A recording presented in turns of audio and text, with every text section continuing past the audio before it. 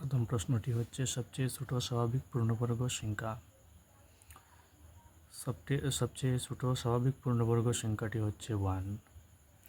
স্বাভাবিক সংখ্যা শুরু হয় 1 থেকে এবং সবচেয়ে ছোট স্বাভাবিক সংখ্যাটি হচ্ছে 1, কিন্তু এখানে বলা হয়েছে সবচেয়ে ছোট স্বাভাবিক এবং সঙ্গে সংখ্যাটি পূর্ণবর্গ হতে হবে। তো এখানে পূর্ণবর্গ সংখ্যা হচ্ছে 4কে আমরা 2 × 2 হিসাবে লিখতে পারি এবং পূর্ণবর্গ সংখ্যা হচ্ছে 1কে আমরা 1 × 1 হিসেবে লিখতে পারি, কিন্তু 1 এবং 4-এর মধ্যে সবচেয়ে ছোট সংখ্যাটি হচ্ছে 1। সেজন্য এই অপশনগুলোর মধ্যে দেওয়া সবচেয়ে ছোট স্বাভাবিক পূর্ণবর্গ সংখ্যাটি হচ্ছে 1। তারপরের প্রশ্নটি হচ্ছে নিচের কোনটি মৌলিক সংখ্যা নয়? মৌলিক সংখ্যা হলো সেই সংখ্যাগুলি যে সংখ্যাগুলোকে শুধুমাত্র 1 এবং সেই সংখ্যা দ্বারা ভাগ করতে পারা যায়, অন্য কোনো সংখ্যা দিয়ে ভাগ করতে পারা যায় না। তো এখানে 11 সংখ্যাটি মৌলিক, কারণ 11কে শুধুমাত্র 11 × 1 11 হিসাবে লিখতে পারা যায়, অর্থাৎ 11কে আমরা শুধুমাত্র 11 আর 1 দিয়ে ভাগ করতে পারি। তো এখানে 19 রয়েছে, 19ও মৌলিক সংখ্যা, কারণ 19কে আমরা শুধুমাত্র 1 এবং 19 দিয়ে ভাগ করতে পারি। কিন্তু এই যে সংখ্যা যেটি রয়েছে 9কে আমরা 9 অর্থাৎ 9 × 1 9, তারপরেও আমরা 3 × 3 9 লিখতে পারি। তো 9 যে সংখ্যা রয়েছে সেই সংখ্যাটি এখানে মৌলিক নয়। তো এখানের নিচের কোন সংখ্যাটি মৌলিক নয়? এর শুদ্ধ অপশনটি হচ্ছে 9। নিচের কোন সংখ্যাটি মৌলিক নয় বা যৌগিকও নয়?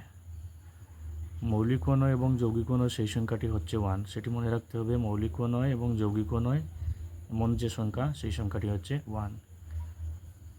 মৌলিকও নয় যৌগিকও নয়, মৌলিক হতে হলে উৎপাদক লাগে 2টি এবং যৌগিক সংখ্যা হতে হলে উৎপাদক লাগে 2-এর বেশি, কিন্তু 1 যে সংখ্যা সেই সংখ্যার উৎপাদক আর কিছুই নেই, শুধুমাত্র 1ই।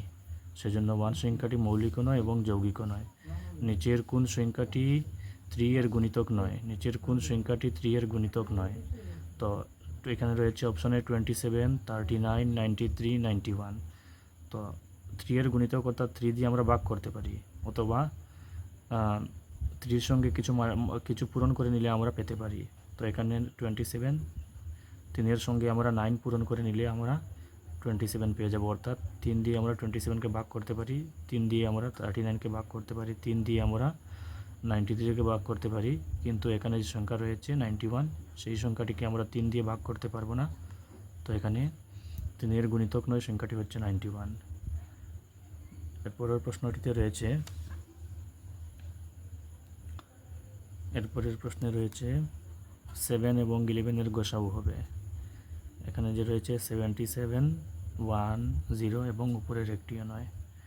7 হচ্ছে একটি মৌলিক সংখ্যা এবং 11 হচ্ছে একটি মৌলিক সংখ্যা। তো মৌলিক সংখ্যার গসাগু হয় 1।